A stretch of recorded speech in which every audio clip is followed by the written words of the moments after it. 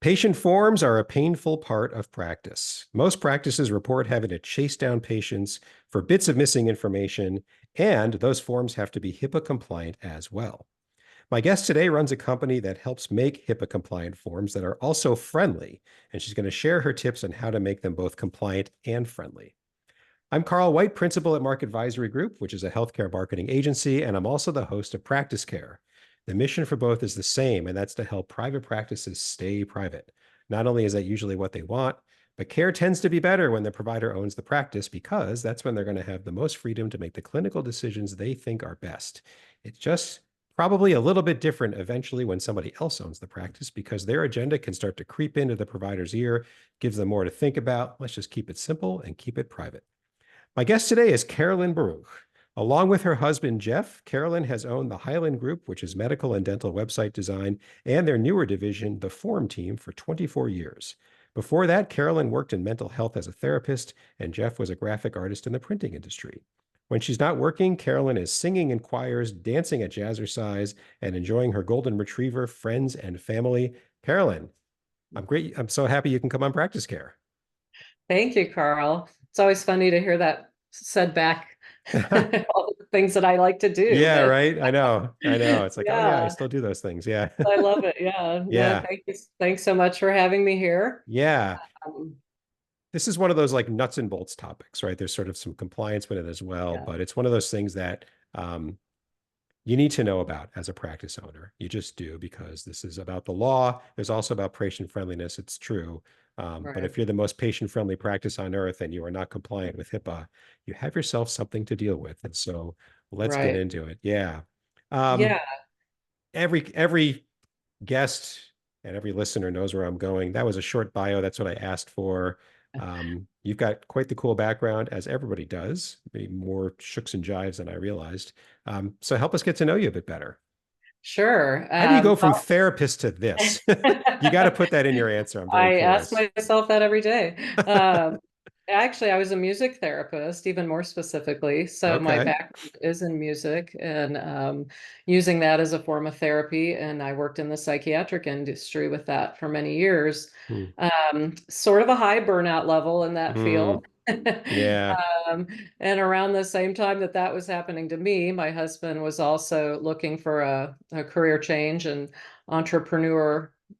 And he said, let's start a website business because printing industry is going to die, which is where he was at. So Hmm. I had a lot of medical contacts, a lot of doctor contacts. That was a very untapped field in the website design industry Hmm. back in 2000 when we started, and it just seemed like a natural direction for us to go. And it was perfect timing to Hmm. get into that industry when we did. So we pretty much just taught ourselves everything and did a lot of self-learning and classes to get where we've gotten. Hmm. And we're still doing it and we love it. And yeah, we're still doing websites for medical and dental practices, and then the form team birthed itself out of that because we've always helped our customers get their patient forms on their Hmm. website. It used to just be a printable PDF, Still a but lot out there. still a lot, Still a lot of that out there. Yeah. shockingly. Yeah. Obviously, we've evolved with the whole digital world and being able to do forms in a digital manner. And really, it was during the COVID shutdown that we had people coming to us asking for help with to get their forms digitized because Hmm. they couldn't have their patients sitting in their waiting room anymore. Hmm. Um, which was kind of a light bulb moment for us that we could help other practices that weren't already our customers. Hmm. Because the website has to live on a separate server than the forms anyway, because of the HIPAA compliance for the Hmm. forms. So we didn't need to be involved in their website. We could Hmm. help them with their forms. Yeah. I was good. So the form team was born during COVID. Yeah, it was a Okay. COVID baby. Other people have a different definition of that, but that's ours. Yeah. Another coronial. Former client is an OBGYN practice, and um, they were expected to be very busy 9 to 10 months after COVID started. And we were Uh, just jokingly called that the coronial generation. So we'll see what actually sticks, but the form I team is love one of it. them. Yeah. That's great. Um, So let's get into it. It's the first one, sort of like a sort of trick, not trick question. What forms of a practice must be HIPAA compliant? Well, there's the, oh, no, all of them. All of them. Yes. Um, yeah, it's interesting because a lot of people get that their intake forms need to be compliant, but they don't think about their contact forms, the Hmm. contact us form or their referral forms that other physicians send them.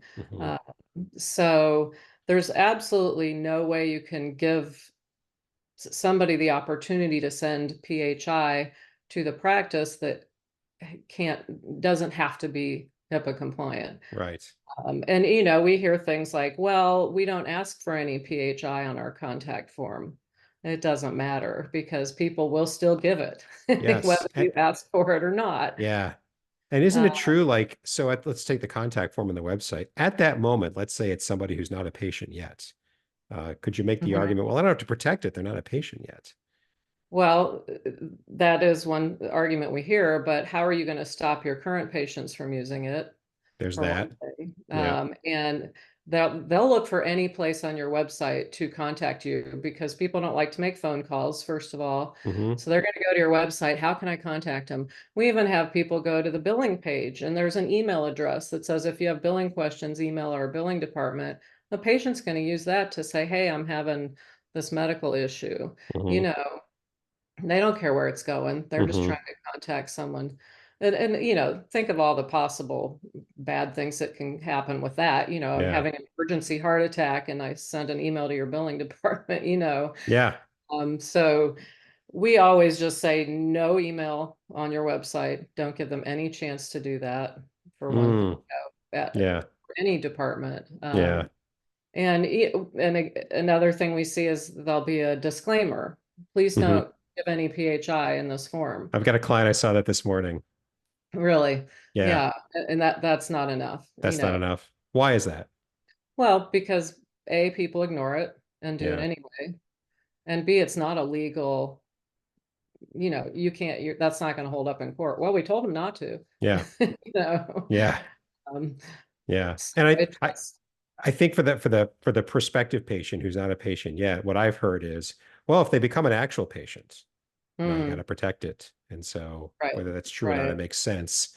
Um, but Yeah. yeah, and so every form, no matter what Every it form. is. Yeah. And the other thing people don't think about too or realize is one of the biggest breaches isn't even around PHI, but if you send an email or even a form that goes into their email, Hmm. which is not secure for one thing, but that email then is in that practice's computer system. Hmm. Hackers will They'll go grab in. it all. They'll grab it all. Yeah. And then they're going to have this wonderful email list of all your patients. They're going to sell it to somebody who, so all of a sudden your patients are going to start getting spam from a company that is somewhat related to the practice, like the Hmm. specialty. Hmm. So they're going to connect it really quick that, wait a minute, the only way this could have come to me is because I sent an email to that practice. Yeah. So, um, Yeah. All roads lead back to you, my friend. right. Yeah. Right, exactly. Eventually. Yeah. You don't want that mess Yeah. in your practice. Yeah. So you said something in passing a second ago about separate server. So Hmm. I'm wondering if you could just give us a taste, not the full sort of, all that has to be true, but just a couple of things that are different for a form to be HIPAA compliant compared to some where it doesn't matter. Just so Well, people can get their head around, do I yeah, have this or not? it's really pretty simple. There's only two things that have to happen. For one thing, the actual form that's on your website, if it is on your website, your URL has to be secure. So your whole Mm, website has to have that HTTPS, right. The yes, SSL. Yeah. which shows the secure certificate. Okay. That's the form. It's on your website.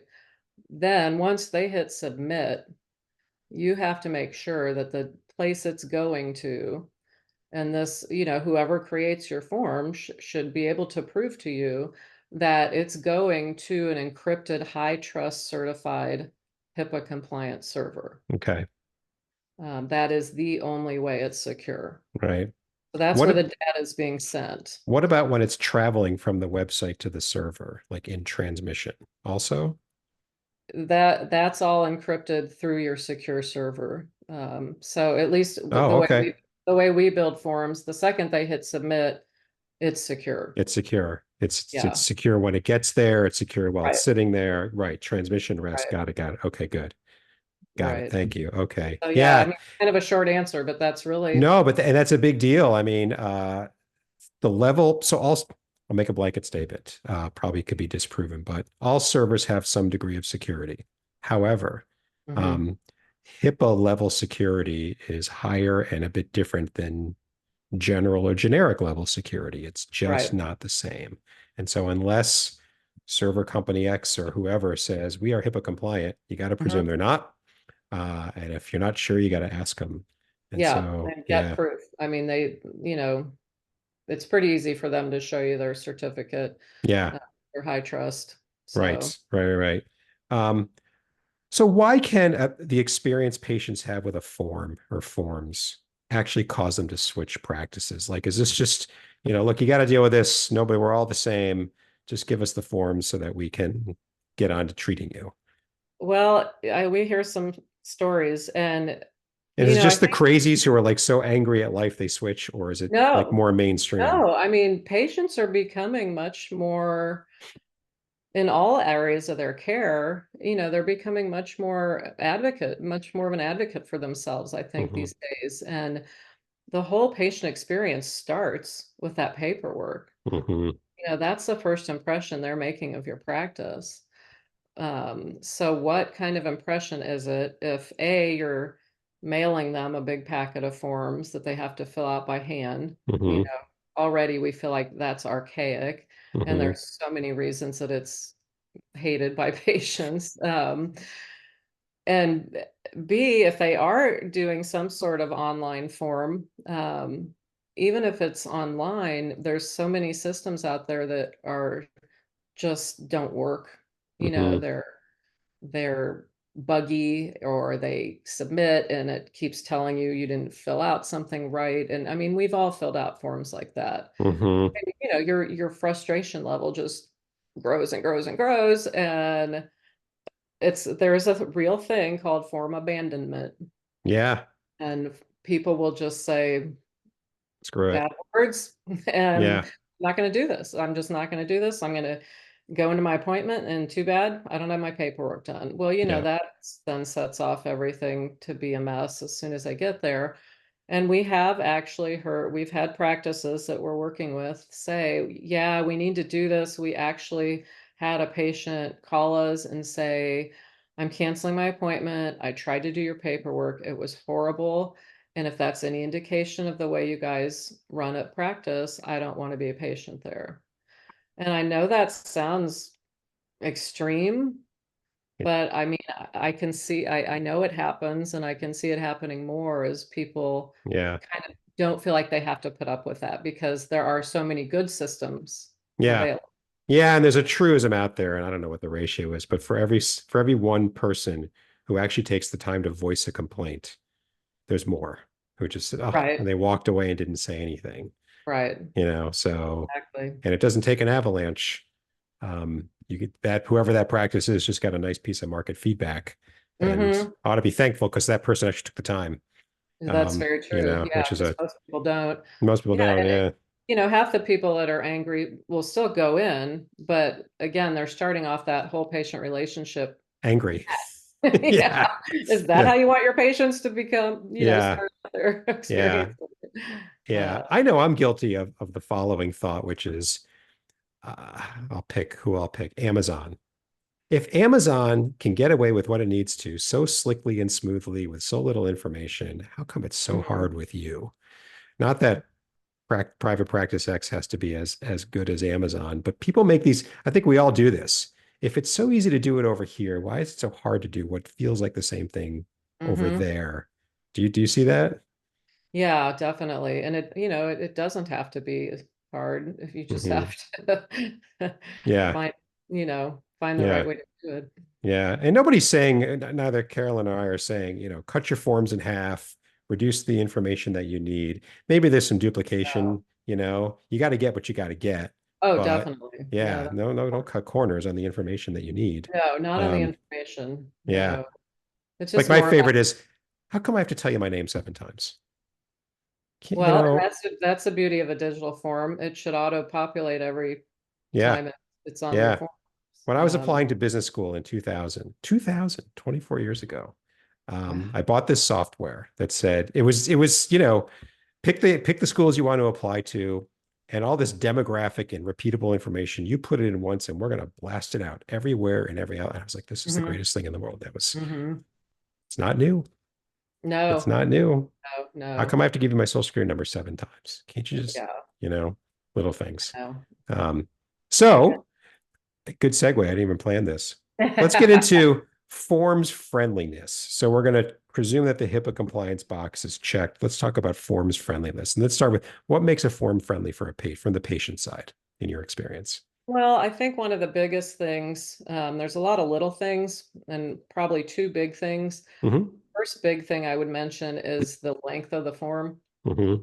And again, it's not necessarily about cutting information that the practice needs, because the practice needs the information. Now, like you said, there may be some editing available if they really take a good look at their forms. Do we Mm-hmm. really need to ask this question? But Mm-hmm. when you're doing digital forms, there's a great feature that gives the appearance to the form that it's much shorter than it is, which is Yeah. something called conditional logic. Mm-hmm. Everybody's seen it, I'm sure, on forms they filled out, but um, we do our best to make sure we use conditional logic in every possible place. So if they don't need to see the question about insurance because they say, no, I don't have insurance, they're not going to see that whole next set of questions because they Mm-hmm. said no. If they said yes, the more questions open up. Right. That's what conditional logic is. But you can do that with so many areas on a form. Insurance is always a big one because then there's secondary insurance and you have that set of questions. Mm-hmm. The other area on a form that's huge for that is medication list. So, Mm. you've seen forms that an entire page is a blank page of blank or a page of blank lines. Maybe. Yes. And so that makes your entire form already look an extra page long. And they might just have one medication, Mm-hmm. but it's this visual of, oh my God, how many pages is this? Yeah. Where you could digitally just say, add another, and then another line opens, add Mm-hmm. another line opens, or just as many as they need. Mm-hmm. So that's a big, big deal to patients is the length of a form. Yeah. So conditional logic lets you kind of tailor it, right? It's Exactly. only as long as it must be per patient. Per patient. And Got it. obviously you can't do that on a paper form. You have to show everything. Right. Go So, to it's like a choose your own adventure yeah. on I mean, paper. we've made a 5-page form into 2 pages easily with conditional logic. Wow. So yeah, it is a big deal.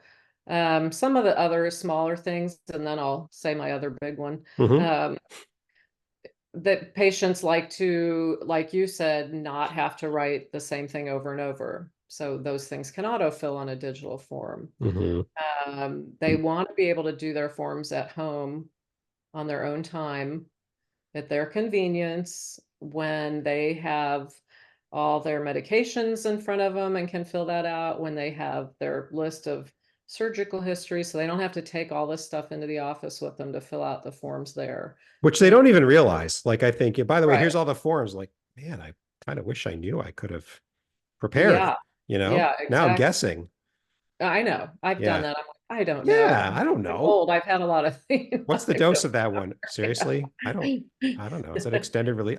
Well, and I don't you think know. of you think of your older patients too, and a lot of people say, "Oh, our older patients won't use digital forms." Well, yes, they will because they actually prefer, like that I said, to just sit at their computer and do it slowly, and they can blow it up on their screen and read it better, and they don't have to write with Yeah. their sore hands, and that it's so much Yeah. easier for Do you know them what to do that. older people don't like, which is the same thing younger people don't like? Something that's complicated and hard to understand. It doesn't matter whether it's a Right. piece of paper or on screen. I don't think, if I think of I my own agree. parents, I mean, if you can make it intuitive, Yes, why right. It they has want to be. convenience too. Yeah, exactly. you And know? with convenience, on a digital form, you can do a lot of check boxes and radio buttons and Hmm. not have them constantly having to type or write out big long answers. So Yeah. it'd be a much more convenient form. Yeah. Um, Also, a digital form, you can upload an insurance card right to the form. It can be Hmm. quite attached, so there's no having to Oh. worry about that when you get to the office. Same with signatures. You can do that digitally. Hmm. So ideally, you walk in the office, you tell them you're there, they send you back. You don't have to do another thing when you get there. And I have some doctors like that of my own. It's beautiful. It's Hmm. just like, thank you for I do doing it right. too. It's an app Yeah. and it's you go for your annual and it just says, is this still true about you? Yep. Yep. Type Done. again. Nice. Yeah. Right, right. And I'll talk in a minute about the practice side of things, and Yeah. that's a, a huge thing for them too. Yeah. So you said there were two big things and a little. You Yeah, had a so bunch. I've said a bunch of the little ones, I Yeah. think. The other big one I would say is that the patient wants the form to work on their phone. And Hmm. that may be younger patients now. Your older patients are probably going to do it on a desktop. Hmm. But I'm generalizing there, Hmm. but a form has got to work well on a phone. And if you're doing PDFs, even fillable PDFs, they don't adjust to a phone. They're No. little tiny. You have to Yeah. blow them up. You can't type. Yeah. So a good web form, a good secure web form will adjust to any device. Hmm. That is really key. Yeah. So it's got to be a web form for it to do that. Yeah. One thing I like is when it says like, screen 1 of 6, or it's sort of you're sort of tracking along as you Hmm. go. I don't know why that feels better than having a 6-page form in this example, but it just now the questions it Yeah, just feels like, just breaking it up. It's kind of giving me it something in a yeah, it's kind of progress gaming you. report. It's totally gaming me, but I'm like, yeah, sure. It's like a Yeah, there's kind of mixed reviews on that, I guess, because okay, if you are only on one page of 10, it's like, oh geez, I don't really want to see that. If you do have a long form, it's probably better not to actually tell okay. people what page they're on. But I know, I think it's a personality thing. I kind of like that too, where it's just like, oh yay, I'm making progress. Right. Now I'm Yeah. having It's like a fun. game before you know it, which is totally silly, but How did forms become fun? I don't know. yeah, well, that's the quest. Um, and then same question, making forms friendly for the practice. It's got to work for both. Exactly. Yeah. So what do you see? So first and foremost, the no-show rate completely goes down if they're having forms submitted ahead of time digitally. Mm, Because once a patient submits that paperwork, they in their mind feel committed. they're You know, invested. Yeah, they're invested. it's First of true. all, they spent all that time. Yeah. Second of all, they know you've got all their info. And even though you could still cancel, they're not going to do anything with that info, but you just feel Yeah. psychologically like, well, okay, I need to go in. And I mean, we've seen a huge difference in no-show rates once people go Hmm. to the Can you give an digital. example? Um, well, I mean, I don't have numbers. Sure. It Okay. just we just hear back from our clients that say, "Oh my gosh, we didn't even know this would happen," but people Mm-hmm. stopped canceling after they submit their patient Hmm. intake forms. I didn't think about Uh, that. So that's a friendly outcome to the practice. It's actually oh yeah, good for yeah, it's business. huge. It's huge, and when they have no shows, it messes up their whole day. Hmm. They've got these gaping blocks, and then they're It's trying too to. late. Yeah, and they try to get people in, or it just messes up everything, not to mention the loss of income. Hmm. So the practice loves that aspect. And kind of like I was talking about with the patient being able to just walk in and they're done, the time saved on the practice staff by not having to deal with paperwork when a patient's standing there is Hmm. huge. They don't have to go through all this. Okay, we need you to fill this out and go sit over there. And then they get it back. And oh, you didn't get this part, and I can't read this. And, think of the frustration on the staff dealing with that how many times a day with every new patient. Well, then it's like come 15 minutes early to fill the forms. And I say to myself, I think it's going to need more than 15. Like, I hope you're right on that because I'm taking you seriously. Yeah, or Uh, most people just say, I'm not coming early. I'll get there 5 minutes early if you're lucky, and I'll fill them out for you. And so Too then bad for you. they're Yeah. their whole day is messed up again. Everybody's behind Yeah. all day. And here's a And little thing for me. It's like, oh, I forgot my glasses. These are readers. I forgot mm, them. I always forget them. I don't bring them with me. yeah, So now the form just got a little harder now I because really it's, can't see, and my writing's ah, really gonna suck. I can kind of see it, but yeah, anyway. Right, Yeah. right. So just the whole staff time, the Hmm. investment on their time. And the other way that staff time is freed up is if the forms integrate into the EHR, Mm. there's another, great level of service for a secure form, Hmm. great feature, then that saves staff time of having to rekey all that data into the patient record.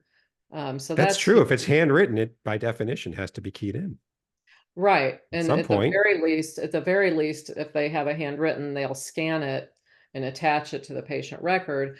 But there are still parts of the patient record that need to be populated, even if Mm. that scan is there. And so somebody's still got to go through it all, sit there and try to read it and fill it out. Hmm. And what one thing people don't think about too with that is how many errors can be made. Hmm. If Human you can't error. read it, and you put in the wrong dose that they're taking or the wrong medication that they're taking, and then the Wrong doctor social. missed Yeah. that, that could be a kind of a scary problem. Yeah. So, Put in the wrong address. Now you have two records, maybe. Who yeah. is Oh, it? yeah, that happens frequently for Does sure. it? Wow. Yeah. Yeah. Then they can't reconcile their patients because they have multiple Right. for one person. Right. And when you guys build forms, you're able to integrate them into the EHR. We are. Yeah, yeah. It's been a game changer for us for sure, since Wow. we're able to do that. And we're not tied in with any one EHR, so we can work with any of them. Every EHR is a different, of course, and they all accept different things and do things different ways. But Hmm. by law, they are required to accept certain elements directly into the EHR. So Okay. that's cool, and that's always growing as far as them having to accept more and more. So Hmm. that, as forms are going this direction, Right. they're being pushed by everyone to say, "Hey, we want all this data to Right. send directly." Right. So Mm. let's see. Benefits to the practice. So reduce no-show rate if that's a problem for you. Reduce Uh, no-show rate, no human error, time savings right? of keying or rekeying, Keeping the day on schedule. keeping the day on schedule. Um, another benefit to the practice that we have learned from our customers, from our practices, is that they don't want to learn a new form system. Hmm.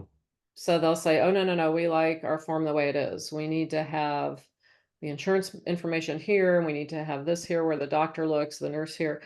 So some form systems are like build your own, um, which or they're using their EHR's forms, which make them use a template, so it's completely different from what they are used to. Hmm. So a system that can custom create the forms to match what the practice looks like is huge to them. And Do you mean, what do you mean by that?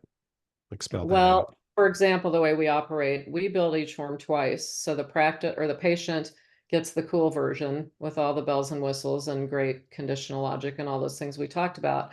But what comes into the practice is a PDF that looks exactly like the form they've always used.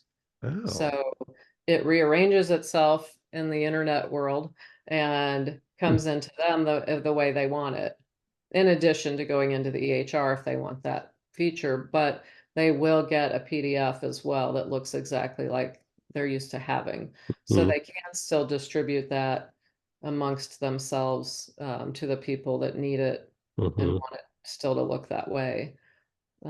So that's something the practice we didn't realize how important that would be when we first started going digital forums. They're like, oh, no, no, no, we still want our version though. We were like, oh, okay, we Wow. we will do that. Wow. Uh, so yeah, that's important to them. Obviously, then the biggest thing, maybe not biggest, but well, should be, is the whole HIPAA compliance again. Hmm. It's got to be the most important thing for the practice, Hmm. to be compliant, and also ADA compliant, which we haven't talked Mm. about. But No. people don't think about that with forms. they might think about it with their website. Hmm. But like those build your own forms are not ADA compliant. Yeah, PDFs are not ADA compliant. Um, but a good secure web form should be and should can be, be, can be. and Yeah. and it needs to be, and people are starting to get busted for that. So Yeah. And I hadn't thought about this, but let's say that next year the ADA requirements change hmm because it's online. Couldn't you make the adjustments needed to update the form? hmm I mean, you could do that anyway, right? But right. it's a lot easier. Yeah, definitely. Yeah. It's a pretty complicated process actually to make a Form ADA compliant. Hmm. It's definitely not something a practice could do on their own. Yeah. Yeah. But then if the requirements change next year, update something about the ADA Right, requirements right. change, you have to comply. Yes, you So, do. And you know, that's, since we only work in the medical world, we definitely stay on top of all that because we hmm. don't want them to be non-compliant. We Yeah. want to keep all of them out of jail, and we want to keep Yes. jail ourselves. So Correct. it's Correct. very If important you for us. if you're going into jail, it's not because of this. Yeah, we're Right. all gonna go share a cell somewhere, and that's Right. gonna be fun. Right. Well, this has opened my eyes. I mean, we are a HIPAA compliant healthcare marketing agency. I know about the need for this. I'll say I didn't quite appreciate all the benefits and kind of all that's required. So if unless I'm the only one, thank you, because I think we've opened hopefully a lot of eyes to Well, you're very welcome. what's needed and what the opportunities are. A couple of wrap-up questions I ask every Yeah. guest. First one, anything I should have asked you, but I just didn't think to ask you? Hmm. Well, I guess Doesn't have to be, but if there is, no, I mean I think you asked everything that certainly that I wanted to share for okay. sure. Okay. Yeah. Well, I'll keep thinking. Okay. The other question is, the scenarios we've caught a listener's attention. They're saying, oh man, we need to do this. We have paper, we're not sure, whatever it is. And they want to start going down this path of hmm forms that are friendly and HIPAA compliant. They just don't know where to start. So what's a couple of super simple things they could do as soon as they're done listening to this episode? They get going down that path. Yeah, I guess it kind of depends where they're at with their Hmm. current system. If they are still using paper, that absolutely has to be the first thing to go. Hmm. It's paper forms. Faxing, scanning, emailing, leaving clipboards on desks with patient information. That Yeah. there's We didn't just even talk so about that. yeah, no, we didn't. I mean that Yeah. there's so many ways that paper is dangerous. So that has to be the first thing we Yeah. do is Yeah. go digital. Yeah. Somehow go digital, And get rid and of the just paper. to put a fine point on what you just said, what's the problem with paper lying about with protected health Well, information anybody on? can read it. It's sitting there for every patient in the waiting room to see. Hmm. There's absolutely no way to control that if it's just laying up on the counter. Um, Yeah. the air conditioned guy might walk in to fix something and there's patient information laying up on the, Yeah. even Or if any it's in of the back, it's on a back desk. Well, there's worker people there that aren't employees, yeah. Yeah. or it gets lost, Yeah. comes off the clipboard and God knows where it ends up. I Yeah. mean, Yeah. It can't be exposed to anybody else. I mean, slight sort of cousin to that, whenever I go for my annual physical, they ask me, so what's your social security number? And I say, I'm not going to say that out loud. I'll write it down for you, but right, I'm not going to, and they don't right. get it. They just don't understand. Like, how do you I not? think you're being a jerk. I won't tell you my address. No, Like, but I'm not, you're not supposed to I ask me these know, things. It's not about being a jerk. I I'm actually know, trying to I help you. know. Um, Exactly. anyway, I'm trying yeah, to save you, but yeah, yeah, and that always seems so obvious to me to ask those questions out loud. yeah, Yeah. yeah, But it's the same with a piece of paper. I'm not gonna yeah. leave it here when they say, "Oh, just leave it there when you're done." No, I'm gonna make No, sure I hand it to you, even right, though I should be having to do this at all right, on right. paper. So go digital. This is Yeah. one thing, if they want to get going, Yeah, get I sort mean, of, that's just the biggest thing. And if you are already digital, there's just still things you need to check, like are on your website, do you have email anywhere, an email address, or do you have disclaimers that you think are keeping you safe? mm-hmm, Are your contact forms really secure? Are they mm-hmm, going to a compliant server, or are they coming into your email? mm-hmm. So those are just, kind of do a housekeeping check, I would say, Yeah. of on your website, what you're showing and using. We certainly offer anybody that wants us to check things out for them, we'll do that for no charge.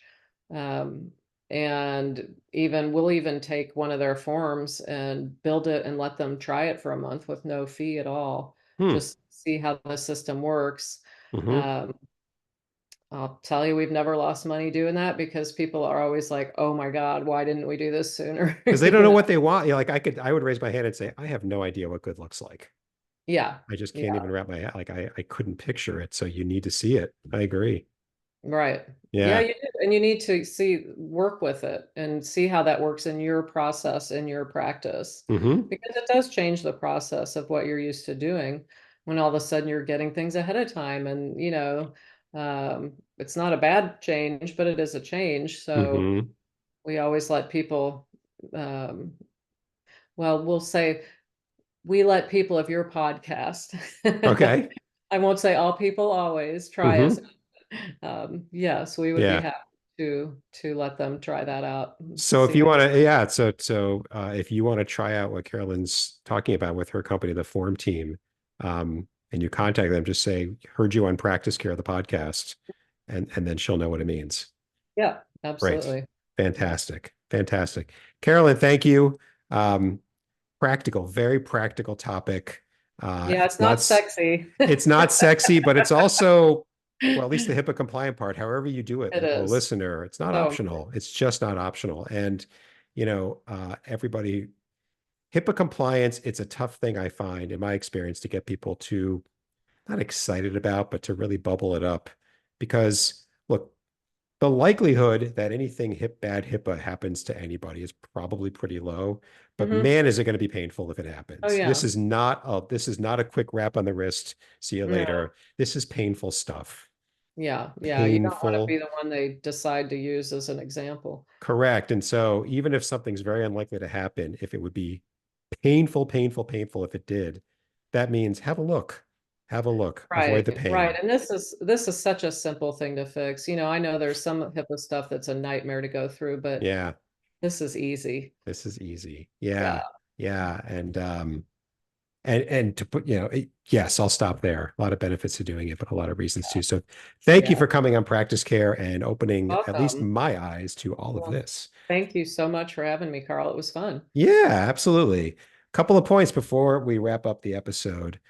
Uh, First, if you are someone like Carolyn and I and you serve private practice owners, or if you're a private practice owner yourself, either way, you've got some experience and or expertise on the business side of private practice. We want you to come on Practice Care and tell the world about it. In the show notes for Carolyn's episode and every episode, there's a link, couple of clicks, easy, quick. Tell us what's on your mind so we can get you scheduled as soon as possible. I was remiss to say, let me go back. Carolyn, you provided contact information to us. We're going to get those into the show notes for the episode so that anybody wants to contact you, they've got another way to do so. And Great. finally, getting back on track, please subscribe to Practice Care. Just search us out, one word, Practice Care. We're easy to find, Apple, Spotify, YouTube, every player. We drop a new episode every week. The easiest way to stay up to date is to subscribe. Thanks very much, and until next time.